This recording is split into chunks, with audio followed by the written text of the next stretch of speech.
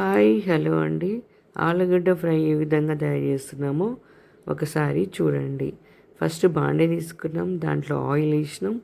Oil heat అయిన తర్వాత మనం ఆలుగడ్డలు చిన్న చిన్న ముక్కలుగా కట్ చేసిన ముక్కలు వేసేయాలి.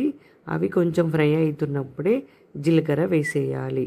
జీలకర్ర ఎందుకు నేను ఫస్ట్ వేయనంటే, జీలకర్ర మాడిపోతే ఆయిల్ హీట్ అయినప్పుడు తొందరగా జీలకర్ర వేడయి మాడిపోతుంది. అప్పుడు ఆలుగడ్డ ఫ్రై ఏ కర్రీస్ అయినా మనకు అంత టేస్ట్ రాదు. అందుకోసం ఇక్కడ నేను ఆలుగడ్డ ఫ్రైలో జీలకర్ర వేసుకుంటే తినేటప్పుడు కలర్ఫుల్గా చూడడానికి బాగుంటుంది, తినడానికి కూడా చాలా చాలా బాగుంటుంది. పసుపు వేసిన, సాల్ట్ వేసిన, ఇది కూడా బాగా కలుపుకోవాలి. ముక్కలకి పసుపు ఉప్పు బాగా పట్టే విధంగా కలుపుకోవాలి. ఇది బాగా కలిపిన తర్వాత మనము మసాలాలు కొంచెం డిఫరెంట్ అండి దీంట్లో వేసేది నేను, అందుకోసమే వేసిన. అందరిలాగానే ఆలుగడ్డ ఫ్రై చేసుకోవచ్చు.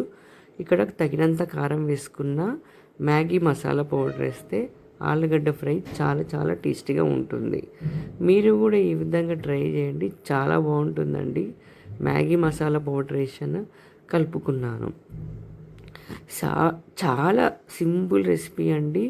ఎంత ఈజీగా చేసుకోవచ్చు అంటే అంత ఈజీగా చేసుకోవచ్చు. నేను చేసే వంటలు చాలా వరకు చాలా సింపుల్ రెసిపీసు, చాలా టేస్టీగా కూడా ఉంటుంది. మీరు ఒకసారి ట్రై చేయండి.